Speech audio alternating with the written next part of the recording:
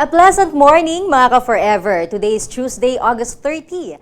Matatapos na ang buwan ng August, ilang araw na lang, bare months na. Exciting di ba mga ka-forever? Tutok lang kasi tuloy-tuloy pa rin ang weather and science and technology news na handog namin para sa inyo. Ako po si Jo Miranda, ang inyong ka-online at ka-forever. We welcome you to DOSTv, your newest and most comprehensive real-time authority on the latest weather updates. Dahil weather lang ang laging nandyan, tagaraw man o tag-ulan, hindi nang iiwan kahit sino ka man. Remember that folks, it's DOSTv, reporting live from Pag-asa Weather and Flood Forecasting Center. Ang DOSTv ay mapapanood ninyo Mondays to Fridays, 11 a.m. to 12 noon, dito lang sa www.dostv.ph. At live na rin po tayo sa Facebook at facebook.com/DOSTVPH. Kaya makisabay na rin sa live streaming namin. For today's episode, makakausap naman po natin ang isang scientist. This time, isang hydrologist. Ano kaya ang nature ng work niya at ang mga challenges na kakabit nito? Tutukan yan mamaya. And to start our week, let's check the weather for today. Head ng ating Pag-asa correspondent, Mr. Benison Estareja. Sir Benison, kumusta po ang magiging lagay ng panahon?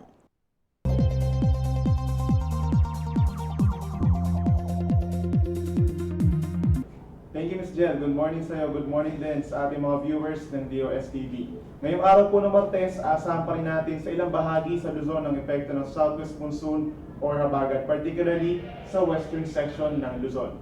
Asahan po within the next 24 hours, dito sa Ilocos Region, maging sa Cordillera Administrative Region, gayon din sa mga lalawigan ng Zambales, Bataan, pababa ng Cavite and Batangas, at maging dito sa Metro Manila. Within the next 24 hours po ay makakaasa pa rin tayo ng halos maulap na kalangitan buong araw. Meron din po tayong mga pagulan, pero unlike kahapon, mga mahina hanggang katamtamang mga pagulan na lamang, at possible din ang mga pulupulong pagkidlat pagkulog. Dito naman po sa natitirang bahagi ng Luzon, basta sa ating himawari image, kabilang ng Cagayan Valley, rest of Central Luzon, gayon din sa Calabarzon, Mimaropa and Bicol Region, makakaasa naman po tayo ng improved weather. Somehow, magpapakita muli si aring araw, at asahan pa rin natin yung mga isolated rain showers or thunderstorms. Ngayon, dumako naman po tayo sa ating temperature forecast ngayong araw. Sa Metro Manila, 26 hanggang 31 degrees Celsius. Sa Baguio City naman po, maliit ang range ng temperature natin, 17 hanggang 19 degrees Celsius. Dito naman po sa Tagaytay, maglalaro from 23 hanggang 28 degrees Celsius ang ating temperature. Habang sa Puerto Princesa naman ay 26 hanggang 32 degrees Celsius. Ngayon, dumako naman po tayo sa parting Visayas and Mindanao. Kung mapapansin po natin, maaliwalas na panahon ang nararanasan pa rin sa mga kababayan natin sa Visayas and Mindanao. At ibig sabihin niya, pagdating ng tanghali, magiging mainit pa rin at malinsangan. Pero sa dakong hapon hanggang sa gabi, asahan pa rin ang bahagyang maulap hanggang sa maulap na kalangitan. At meron pa rin po mga tsansa na mga panandali ang buhos ng ulan or pulupulong pagkidlat pagkulog. Punta naman tayo sa temperature forecast sa Visayas. Iloilo and Bacolod, 26 to 31 degrees Celsius. Sa Metro Cebu naman, 26 hanggang 33 degrees Celsius. Pagdating naman po sa Mindanao, sa Metro Davao, mainit din, 26 hanggang 33 degrees Celsius. At dito naman po sa Zamboanga, 23 hanggang 34 degrees Celsius. Sa ngayon po, wala naman tayong gale warning. Ibig sabihin, pwede naman maglayag ang anumang uri ng sasakyang pandagat. Wala po tayong matataas na mga pag-alon. And so far po, wala din tayong namamataan na low pressure area or bagyo sa loob ng ating Philippine Area of Responsibility. Ngayon, dumako naman po tayo kung ilan pa nga ba ang inaasahan nating bagyo or tropical cyclone forecast sa mga susunod na buwan hanggang sa matapos ang taong 2016. Sa buwan po ng Setyembre, which is 2 days from now, aasahan pa rin po natin ang 2 hanggang 4 na bagyo. Sa darating naman na October at November, 1 hanggang 3 bagyo ang aasahan natin. At sa December naman, 1 hanggang 2 na bagyo ang aasahan. Ibig sabihin, hanggang sa matapos ng taon na ito, meron pa rin tayo from 5 to 12 na mga bagyo na aasahan sa ating loob ng ating Philippine Area of Responsibility. At pagdating naman ng Enero at Pebrero, babalik tayo sa 0 or 1 na mga bagyo. And punta naman tayo sa ating sunrise and sunset. Mamayang 6:09 ng gabi, lulubog po si Haring Araw. At bukas naman, sa ganap na 5:44 ng umaga, ay muling sisikat si Haring Araw. Yan muna ang latest mula dito sa Weather Forecasting Center ng DOST Pag-asa. Ako po si Benison Estareja, reporting for DOSTv.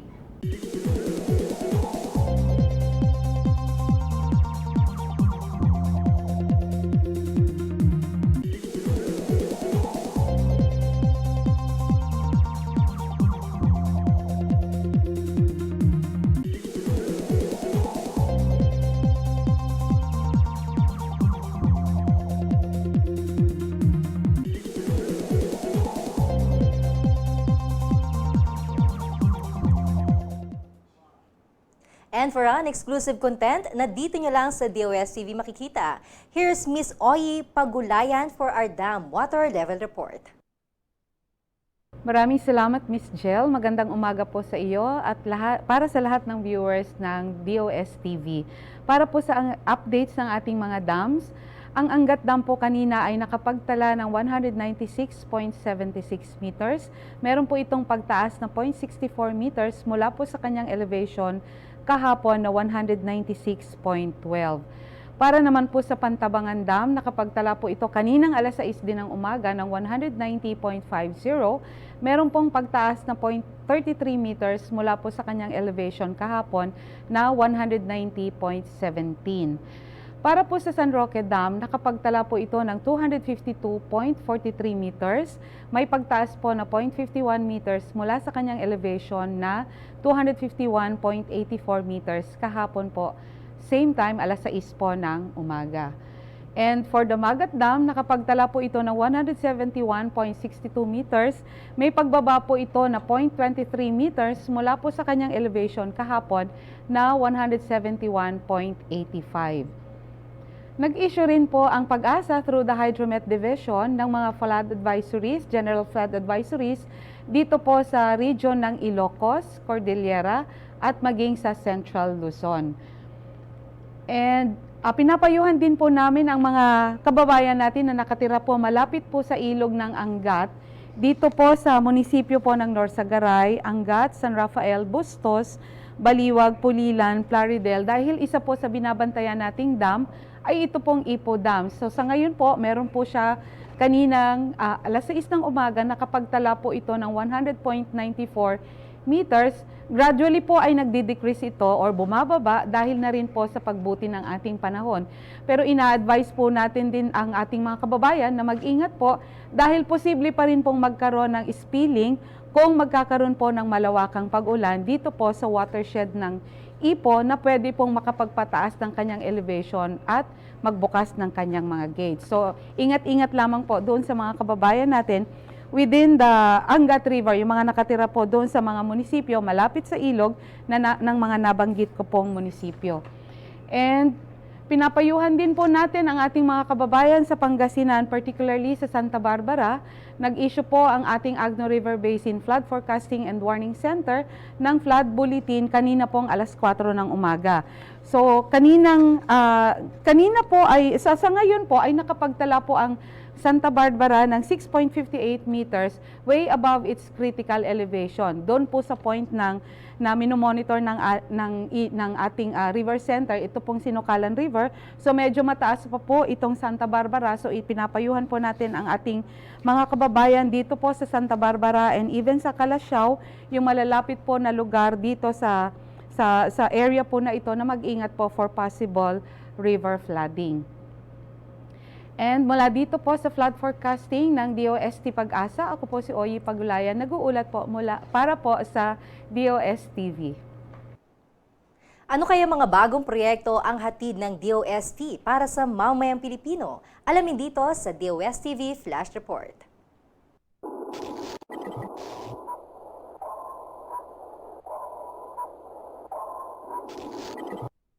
The Information and Communications Technology Office of the Department of Science and Technology was one of the winners at the 2016 World Summit of Information Society or WSIS prizes. Their entry, the Tech4ED project, bagged the award in the e-employment category, Best for Other ICT Applications from Colombia, Kuwait, Saudi Arabia, and the United Arab Emirates. The WSIS Forum 2016 is the world's largest annual gathering for the ICT for Development community. WSIS stakeholders established the WSIS prizes to recognize organizations that showcase success stories and replicable models that empower the community at the local level. It pays tribute to the efforts of partners for their added value to society and their commitment towards achieving WSIS goals. The ICT Office's e-Society Division implemented the Tech4ED project, which stands for Technology for Education, Employment, Entrepreneurs, and Economic Development Project. Tech4ED seeks to provide access to different aggregated, existing, and proven ICT-enabled services and relevant content in one single platform.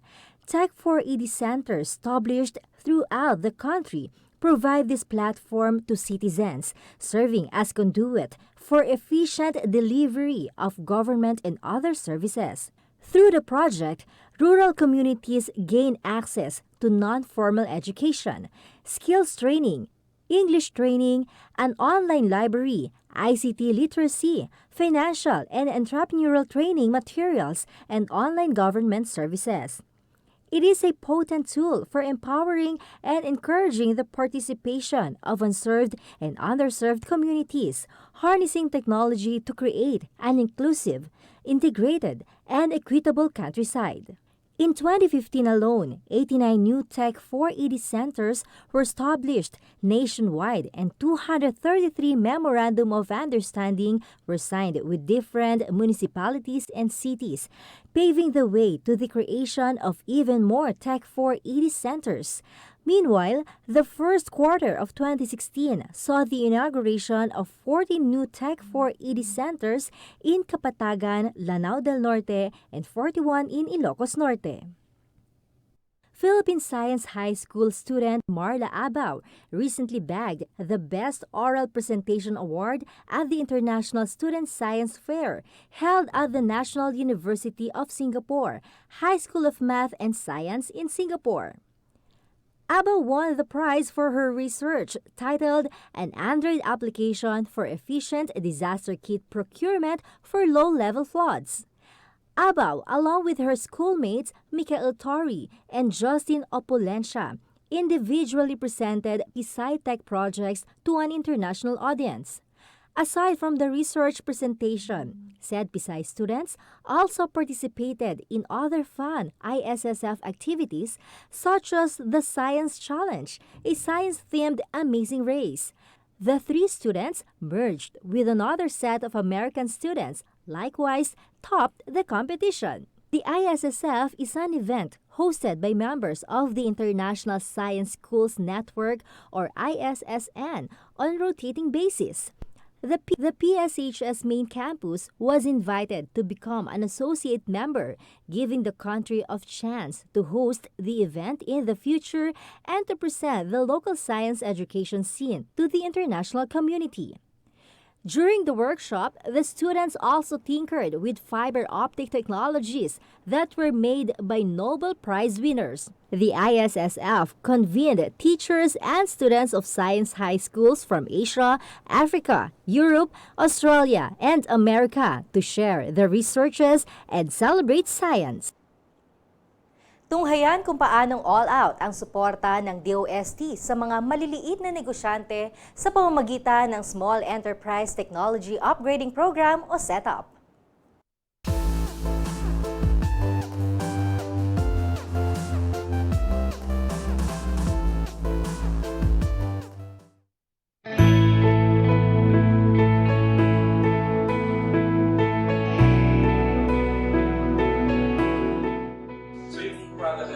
Nag-started as family recipe siya. And then, nagbabattle kami nun. Pero sa mga use battles lang talaga yun, like yung mga pinagtanggalan ng mga palaman. So, nag-test ako, para nakita ko yung potential sa market. Nag-test ako using yung mga recycled bottle na i-start ko siyang offer sa market. And then, fortunately at that time, nagkaroon ng pagkakataon since may mga kakilala rin ako sa DOST, in-offer nila itong program nila sa atin na setup project. Ito isa sa mga financing program nila na to help SMEs na ma-improve yung quality ng packaging nila at saka yung sa more on technology upgrading kasi yung sa setup. Dahil nga dito sa tulong na rin ng DOST, intervention na nabigyan ako ng additional equipment. Actually, the equipment ko lahat galing sa DOST. Nag-start kami sa mano-mano talaga. Ang production na talagang kami lang, yung pati yung pag-chop ng sili, talagang mano-mano lang yan. So isa sa mga na-avail ko na ng DOST sa akin, yung mga equipment na ibigay nila sa akin, nagkaroon kami ng chili chopper, working table, na isa sa mga requirements ng FDA para makakuha ako ng license to operate. So, yung aking production center ngayon, dahil na rin sa mga equipments na naibigay ng DOST, nakapasa sa standards ng FDA dahil na mga stainless talaga yung gamit ko, mga food grade. So, masasabi ko na dahil sa intervention ng DOST, nagkaroon ako ng maayos na produkto at dahil doon, nagkaroon din ako ng maayos na sales. With regards dun sa impact din sa sales, napakalaki ng almost parang 800% ang increase ng sales ko dahil sa pagkakaroon ko ng maayos na packaging at pagkakaroon ko ng maayos na mga equipment para makapag-push ng maayos na sa ngayon, meron na pong mga house dito sa Tuligaraw. Available yung product namin, including countering at saka yung mga pasulubong center na shops dito like Lighthouse, Cooperative.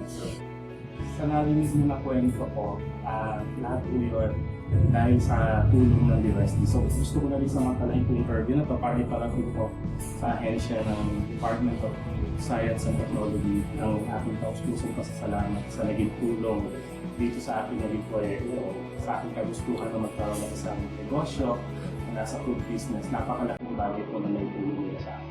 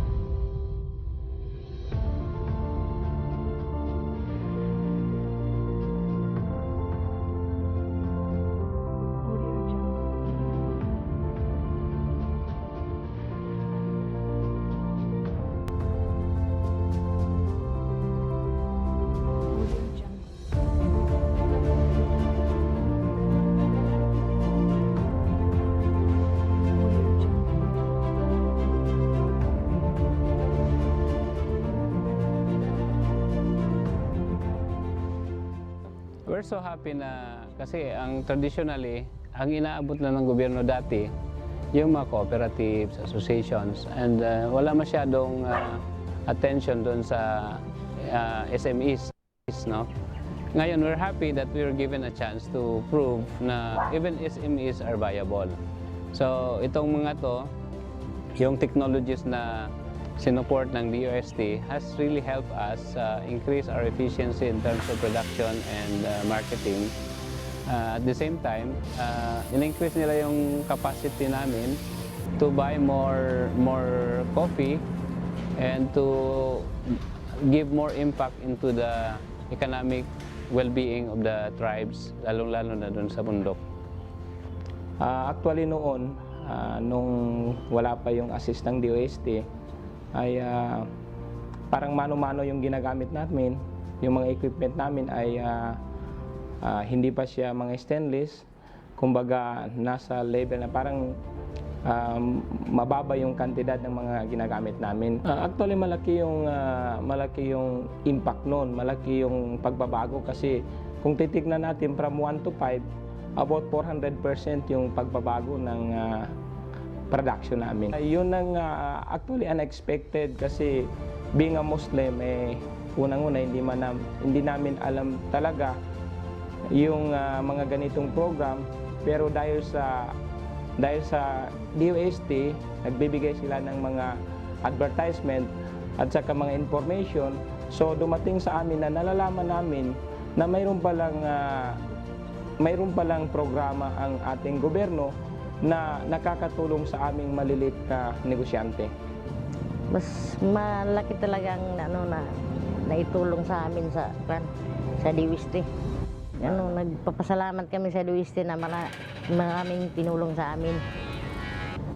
Lahat ng yung mga missionaries binigay nila sa amin. Tinulungan din kami kung paano magproseso na mas madali.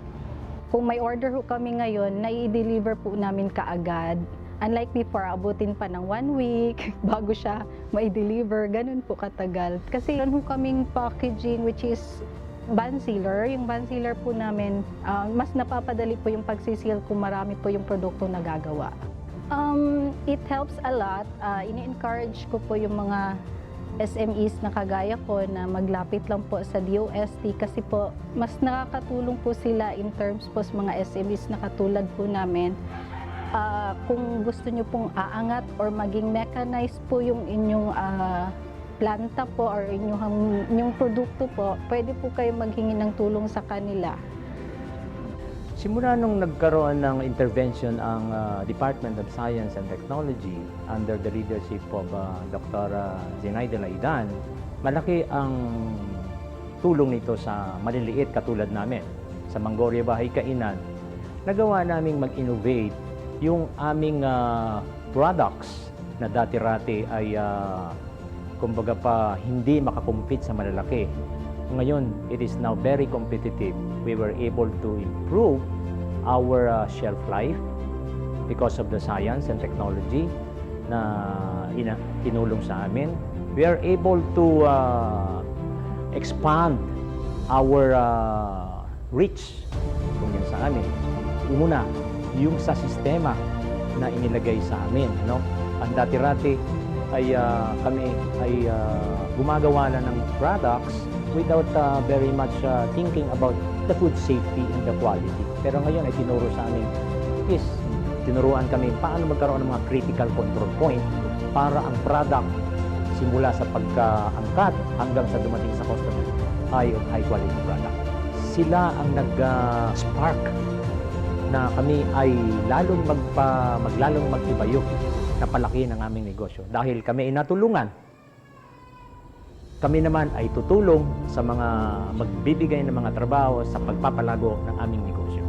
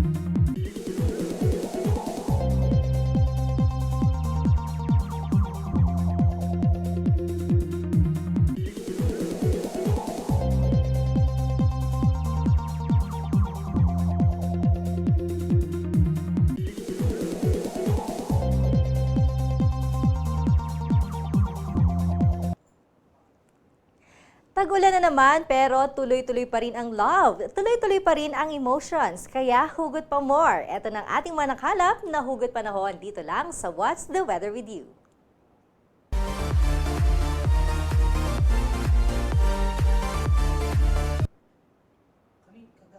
Mula kay Sprandot. Sabi niya, lakas ng ulan. Kasing lakas ng tulo ng luha ko nung iniwan mo ako.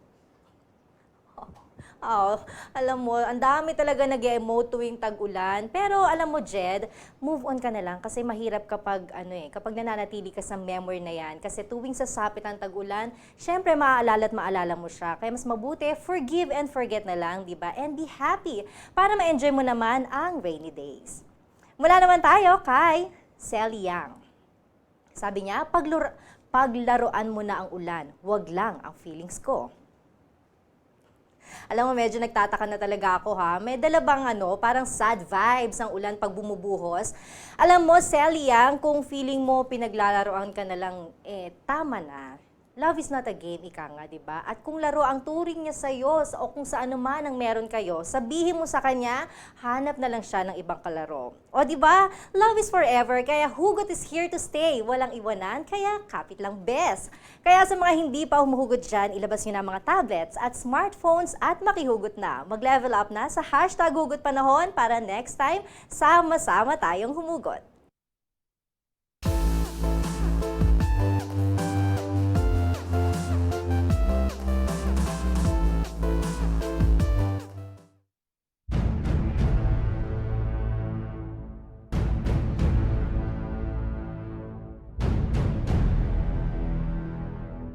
Suffocating clouds of poisonous ash, violent shaking, and damaging wall of water.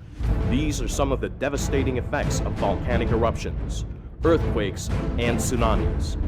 The Philippines, in particular, is vulnerable to these natural hazards.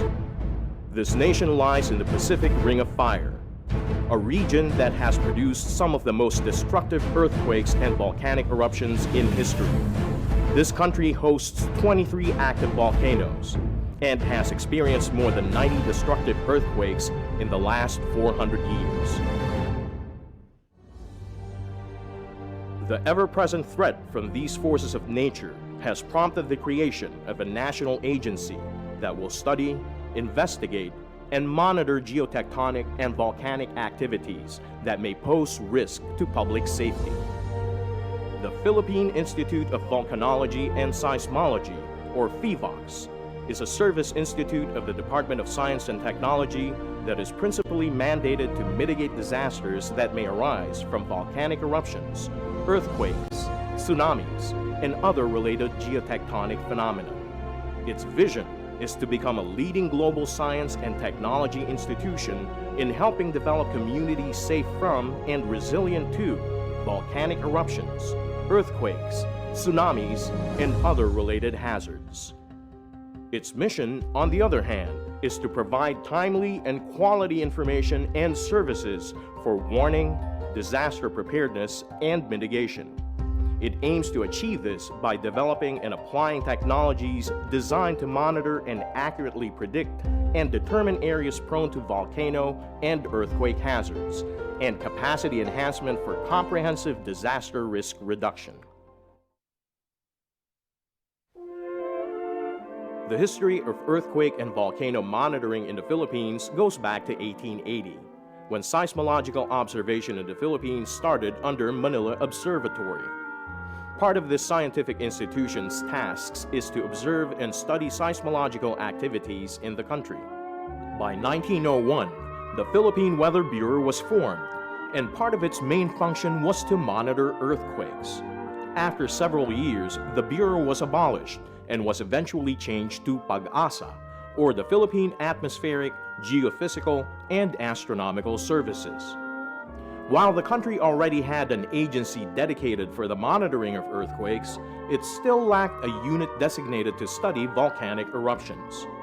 The need for a volcanic monitoring agency only became apparent with the violent eruption of Hibok-Hibok volcano in 1951, which killed hundreds of people. This disaster resulted in the formation of COMVOL, or the Commission of Volcanology, the following year. Its main task was to safeguard life and property against volcanic eruptions and its dangers.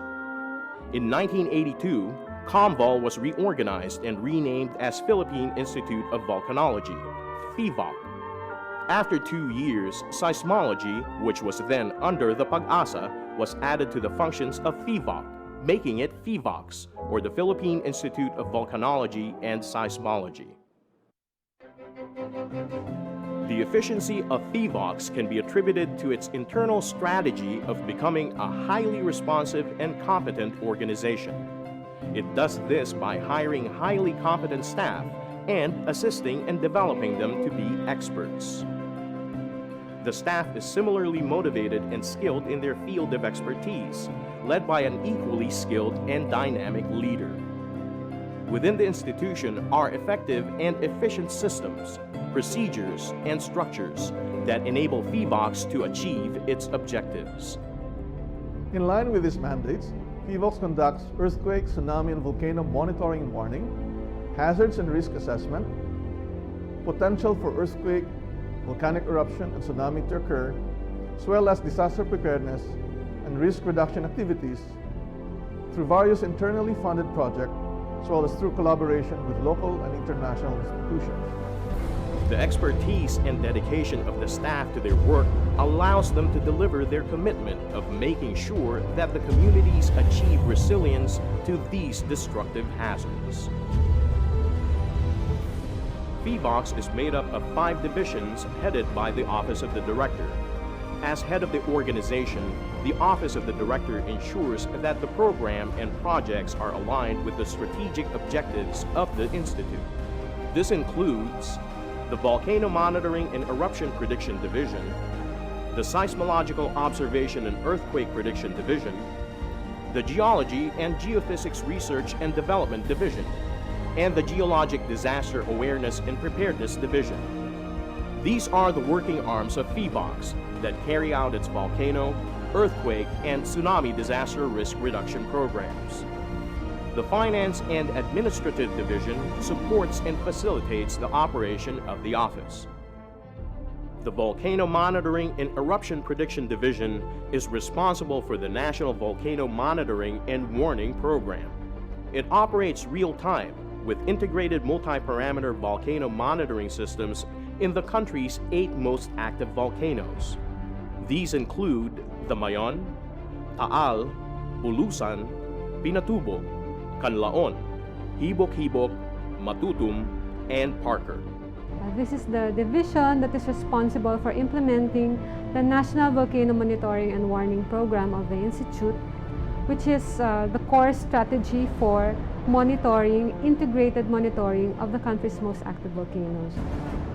The Seismological Observations and Earthquake Prediction Division is charged with the National Earthquake Monitoring and Information and the National Tsunami Monitoring and Early Warning Programs. During an earthquake, the information from seismic stations are transmitted, received, and analyzed at the Data Receiving Center, which operates 24/7. This ensures that any data from PHIVOX stations are immediately assessed and earthquake information is relayed to the concerned government agencies as well as to the public.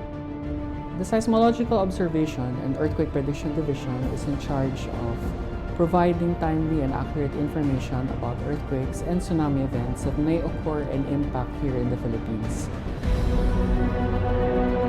The Seismological Observation and Earthquake Prediction Division is also responsible for monitoring tsunami occurrences, not only in the Philippines, but in other countries as well. With sea-level monitoring stations, PHIVOX is able to identify and issue advisories and warnings for possible tsunamis. The Geology and Geophysics Research and Development Division, as the name suggests, is the division tasked with earthquake hazards and risk assessment, earthquake generation potential of active faults and trenches, volcanic hazards and risk assessments, and eruption and magmatic history of volcano system programs. Our research studies are facilitated by the use of Institute-accepted standard methodologies, databases, and Geographic Information Systems or GIS tools. The Geologic Disaster Awareness and Preparedness Division is in charge of volcano, earthquake, and tsunami disaster preparedness and risk reduction programs, which are done through research, materials development, and communication services. The Geologic Disaster Awareness and Preparedness Division is the division responsible for coming up with different programs related to volcano, earthquake, and tsunami preparedness and risk reduction. Meanwhile, the Finance and Administrative Division is responsible for strategic human resource management and development, leadership enhancement and development, and strategic performance assessment and development excellence programs. In the event of a sudden volcanic unrest and/or large earthquake, FIVOC sends a quick response team, which is a scientific team composed of geologists, seismologists, volcanologists, engineers, and social scientists who can be dispatched to a particular area which requires FIVOC's attention. Each member of the team is to monitor and study the geologic event to allay the fear of the populace and educate them on how to respond properly to hazards posed by an impending volcanic eruption or large earthquake. While the Philippines still remains vulnerable to earthquakes, volcanic eruptions, or tsunamis, the Filipinos can nonetheless be sure that FIVOCs will be there to monitor, predict, and help the public during these natural calamities.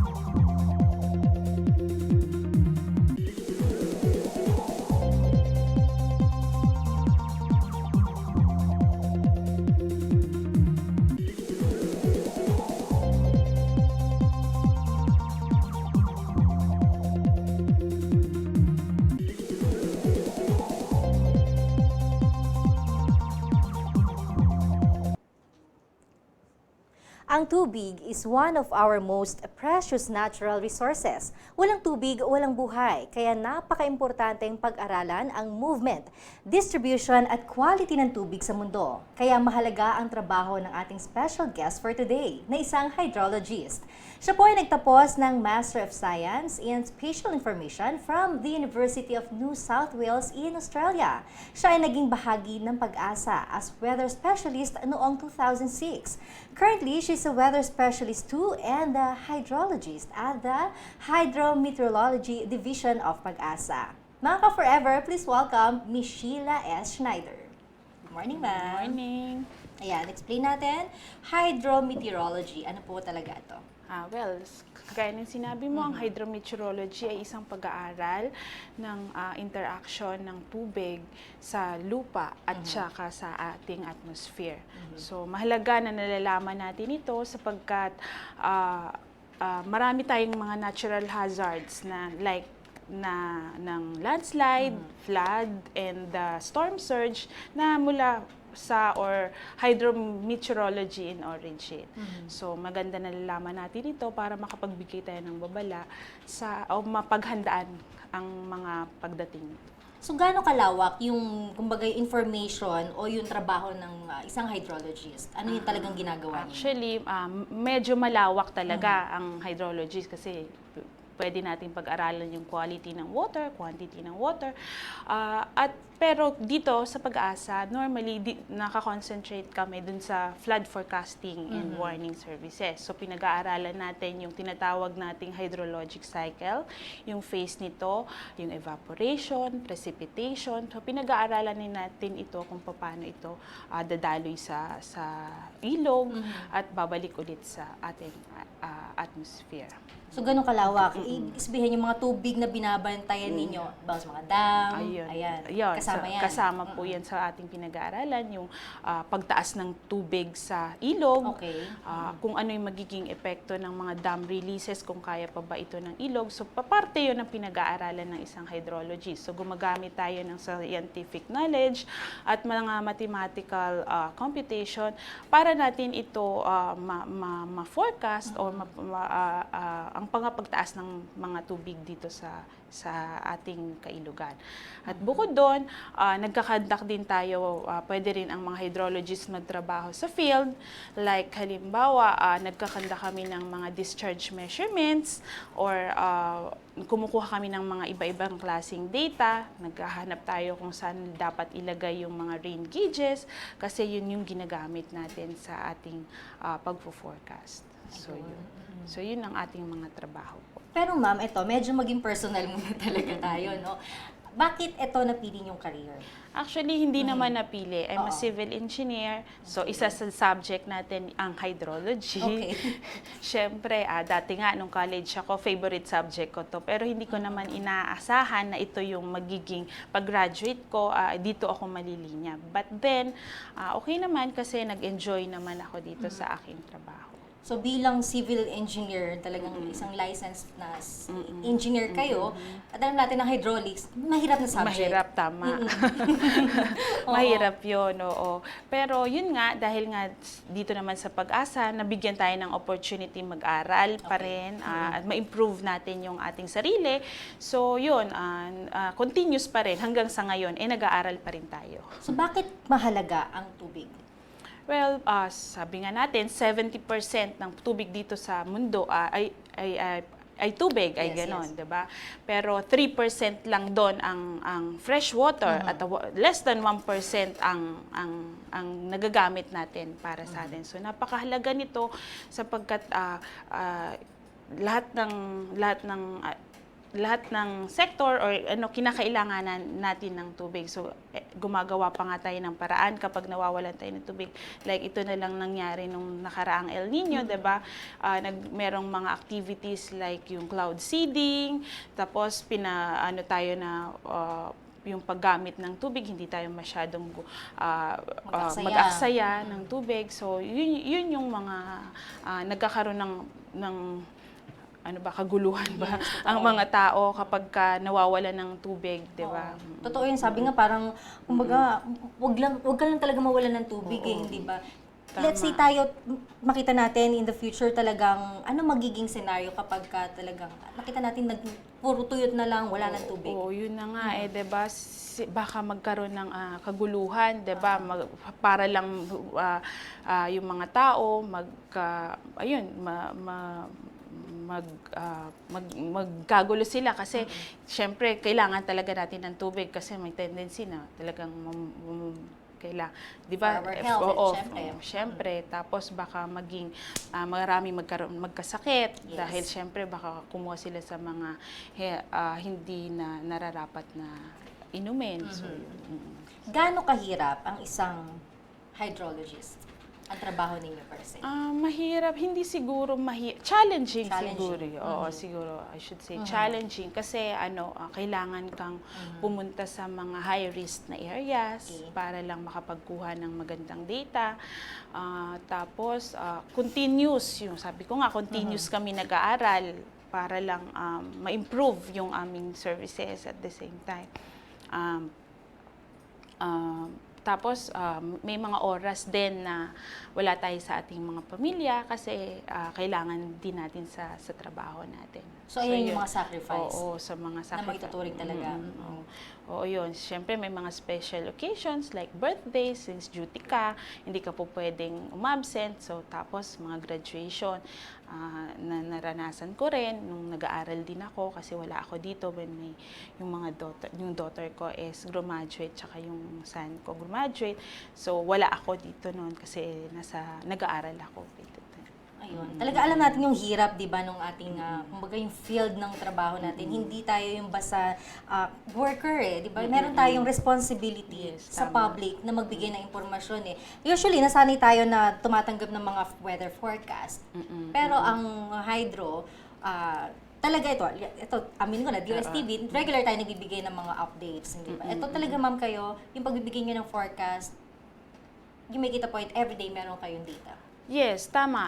Actually, dun kami nakaano sa data to be able para makapagbigay kami ng magandang forecast. Talagang parang nagre-rely talaga kami sa mga data. So, importante sa amin na laging may data. So, ang pinaka-backbone natin namin is yung communication nga. So, dapat at this time, meron tayong tinatawag natin na real-time data. So, oo. Sige, ayan, mamaya pag-usapan din natin yung mga paraan ng kanilang mga forecast. Pero since ngayon, ma'am, alam natin na sa La Nina phase na tayo, di ba? Ano yung mga dapat nating bantayan? So yun, dapat siguro pa na tayong maghanda kung halimbawa binabaha ang area natin, maging aware siguro tayo, lagi tayong mag-tune in sa Pag-asa para malaman natin kung uulan ba kasi medyo dito kasi sa Metro, like for example dito sa Metro Manila, medyo flash flood yung mga nararanasan natin. So kaunting pag-ulan, bumabaha na tayo. So yun siguro, at isa rin yun is yung wag siguro tayong magtapon ng mga kalat kasi isa rin yun sa mga nakakapagbaha at hindi na natin kayang makontrol minsan. So yun.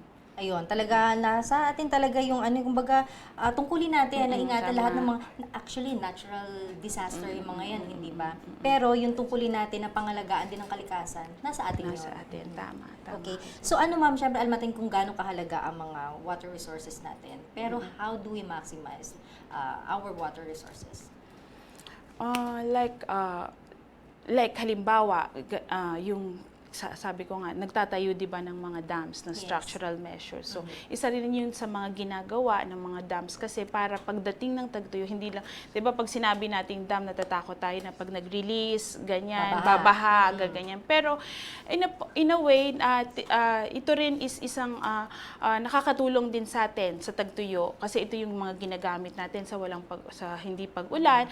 Nagkakaroon din tayo ng mga naiipon natin itong mga tubig, nagagamit natin for irrigation, for water purposes, tsaka din sa power generation.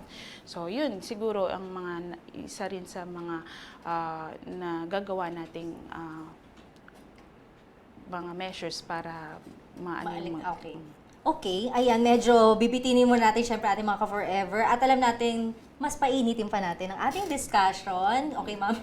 Standby muna tayo dahil para nauuhaw-uhaw na kami dito, di ba? Mamaya kami ng tubig.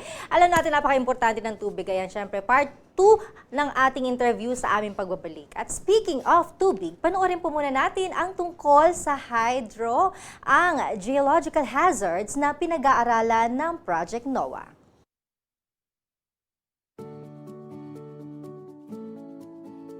Ang hydrometeorological hazards ay mga kaganapang may kaugnayan sa tubig tulad ng pagbaha, daluyong o storm surge, pagtuyo ng lupa at iba pa. Habang ang geohazards ay mga kaganapang may kaugnayan sa lupa tulad ng paglindol, pagguho ng lupa, pagsabog ng bulkan at marami pang iba. Kapag ang isang komunidad ay malapit o nasa mapanganib na lugar, ang kakulangan sa sapat na kahandaan at kakayahan upang matugunan ang mga ito ay maaaring magresulta sa sakuna o disaster. Maraming bansa sa iba't ibang panig ng mundo ang kadalasang tinatamaan ng mga disasters, lalo na sa mga bansang madalas tamaan ng bagyo. Bagyo ang isa sa mga kadalasang nagiging sanhi ng pagkakaroon ng ilang disasters tulad ng pagbaha, pagguho ng lupa, at daluyong o storm surge. Ang mga hydromet at geohazards na ito ay lubhang mapanganib sa kabuhayan at buhay ng mga tao at mas lalo pa itong nagiging delikado sa paglipas ng mga panahon. Mundo yun, di ba?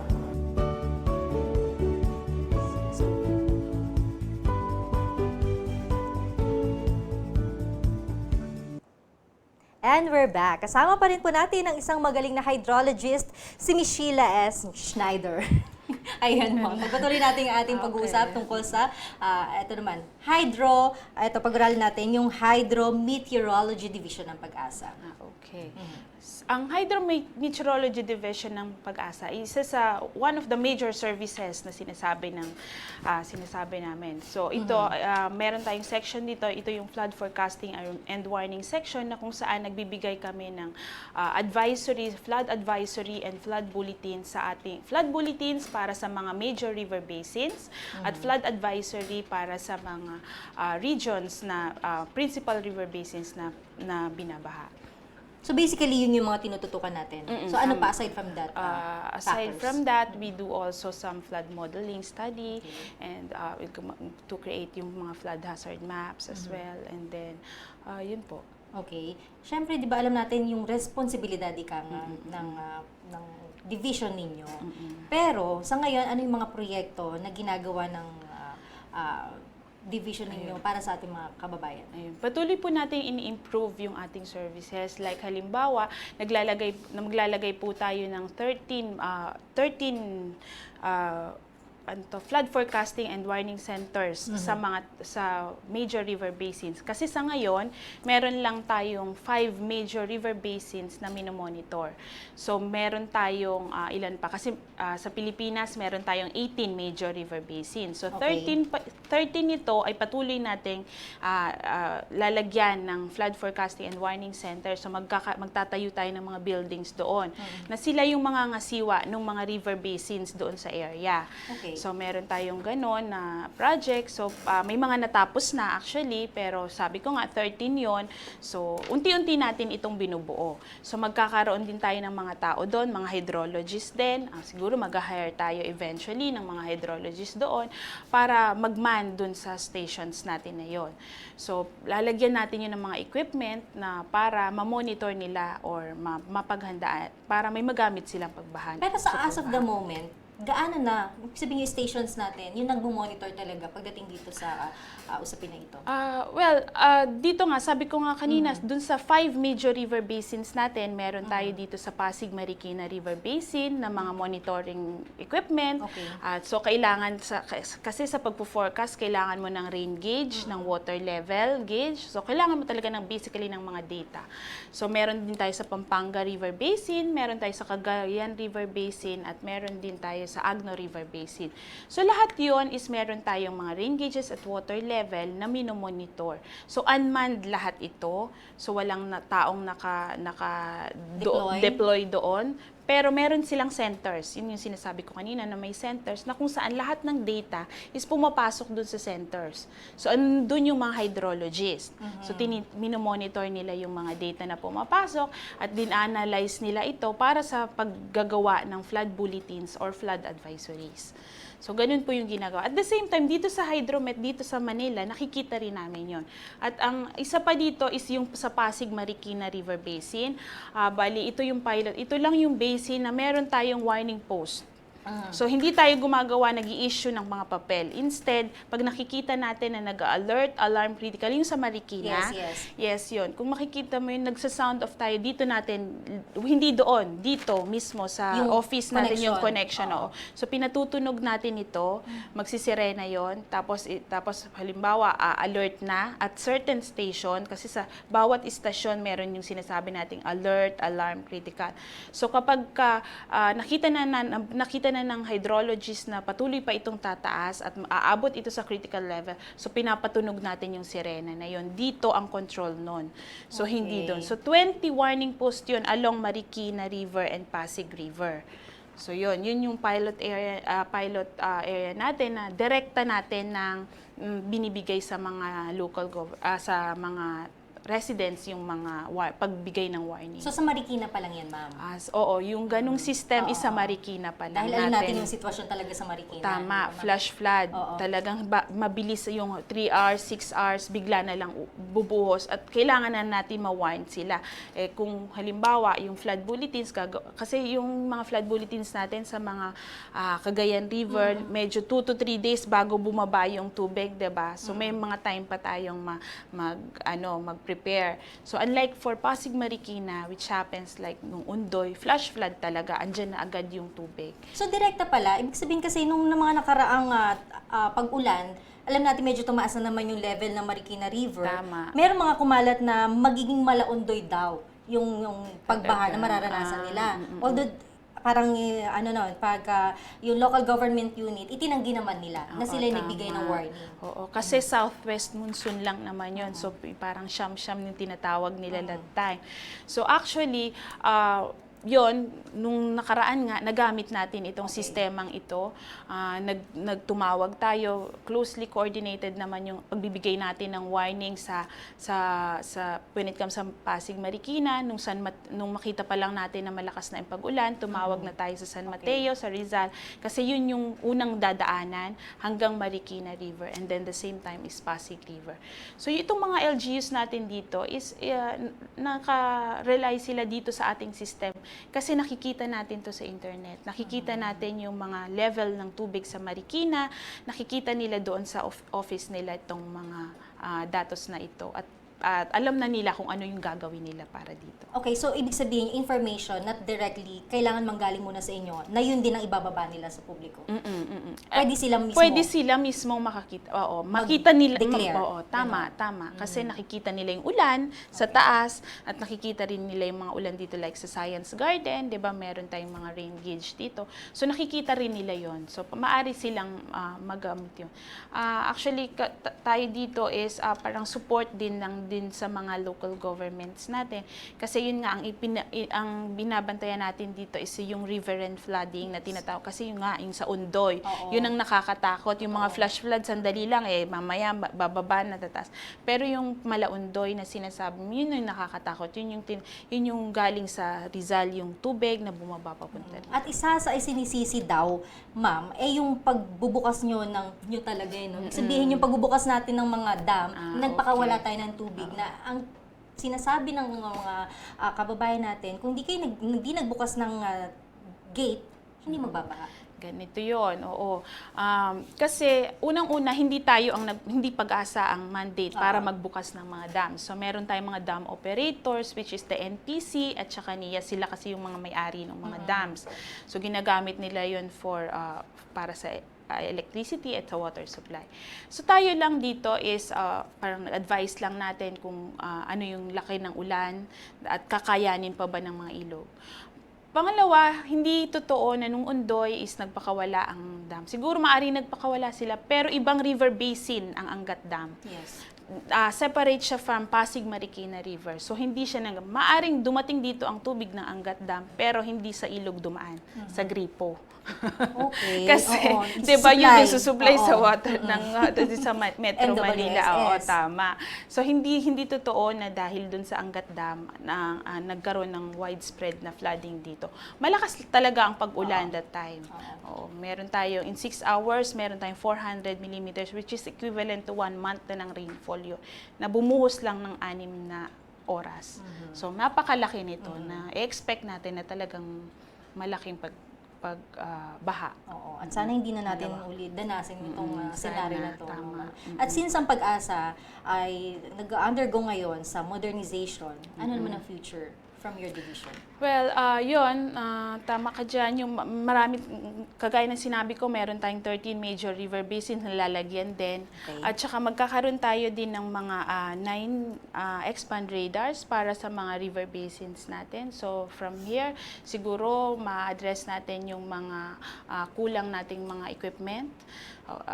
Mag-complement siya dun sa mga land na equipment natin. So, perhaps yung ating pagpo-forecast is ma-improve din. At the same time, kagaya ng sinabi ko, yung Pasig Marikina, meron tayong adjacent, sa Pasig Marikina lang yung kagaya ng yung pagkakaroon ng mga flood warnings. So magkakaroon din ito for Tulyahan River Basin. Ito yung tinatawag namin na Koika 3 project because galing ito sa Korean company. Government of Korea actually. Okay. Government of Korea, sila nag-donate sa atin ng system na ito, itong pagkakaroon sa Pasig Marikina, at lalagyan din natin ito sa Tulyahan River para ma-address din yung mga pagbaha dun sa Kamanava areas. Gaano kadalas yung pagbibigay natin ng forecast, ma'am? Pag during inclement weather, pag nakikita natin or na-analyze ng mga hydrologists na may magkakaroon ng malakas na pagulan at may magkakaroon ng mga flash flood, nag-issue tayo ng flood advisories 2 times a day as the weather improves. And then may mga intermediate din kapag and then meron din tayong flood bulletins na ini-issue ng mga river centers natin, yung may mga monitoring, yung 5 river basins na binanggit ko kanina. And then 2 times a day din, and then at the same time may intermediate din tayong binibigay na advisories. Ano yung mga other factors talaga, ma'am, kung bakit tayo kumbaga malala ang pagbaha sa Pilipinas? Siguro yung yung poor planning siguro ng ating mga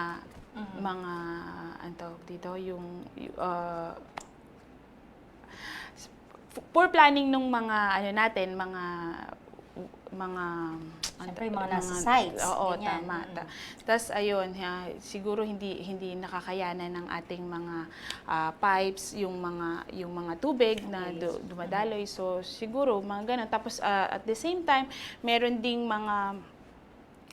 yung mga pagkalat natin ng mga basura, isa yon, maraming nakabara. Oo. So, yun.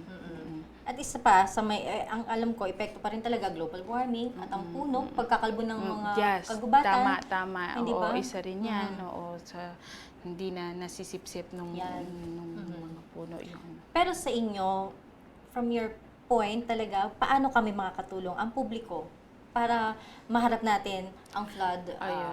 Siguro may mga areas talagang bahain or mga low-lying areas na tinatawag. So, isa siguro rito, wag na tayong tumira sa sa mga waterways. Pagka hindi siya tirahan, wag na natin siyang tirahan. Medyo lumayo na lang tayo at kasi talagang babahain at alam niyo naman ang ilog ay tubig ay tahanap talaga siya ng dadaluyan na. So basically dun siya sa pinakababa. At saka yun, maigi na lang din siguro na maghanap tayo ng bahay na sa mga matataas na lugar para hindi tayo binabaha. O kung hindi man natin maiwasan ito, alamin na lang sana natin kung yung mga equipment na meron ng Pag-asa, halimbawa yung water level natin, kung ano ba yung mga alert, alarm, critical level natin, at yun na lang ang bantayan natin para tayo mapaghandaan natin kung sakaling may bahang darating sa atin. At lalo ngayon, panahon na ng bagyo, galing nating nakatutok, syempre dun sa ating mga weather bulletins na bibigay ng Pag-asa. Ayun, tama. At kayo, ma'am, syempre, alam natin kung gaano ka-sela ng inyong trabaho. Ano yung, kumbaga, bakit kayo proud sa inyong work? Yun, dahil siguro nakakatulong din tayo sa ating mga kababayan, nabibigyan natin sila ng warning at yun, pagka mayroon tayong mga nasisave na mga buhay, kahit isa man yan, is talagang nakaka-proud naman na maging isang hydrologist. Ayun, totoo naman yun. At alam natin, napakahirap ng inyong trabaho. Sacrifice talaga, na andyan na kasabay na yan. Minsan, sarili nating pamilya, isang tabi muna natin. Diba? Basta yung ating tungkulin sa bayan, ay nagkakaloob ninyo. Any final words po dun sa ating mga taga-subaybay? Ayun, maglalaninya na meron tayong forecast na magkakalaninya. Sana lagi po tayong mag-tune in sa mga other development na maibibigay ng Pag-asa at seryosohin po natin kung ano man yung forecast na maibigay ng Pag-asa. Thank you so much po. Maraming salamat, ma'am. Thank you. Maraming salamat. Yung mga naipaalala na naman sa amin, naibahagi sa amin ngayon, at maging gabay ng ating mga taga-subaybay. Thank you.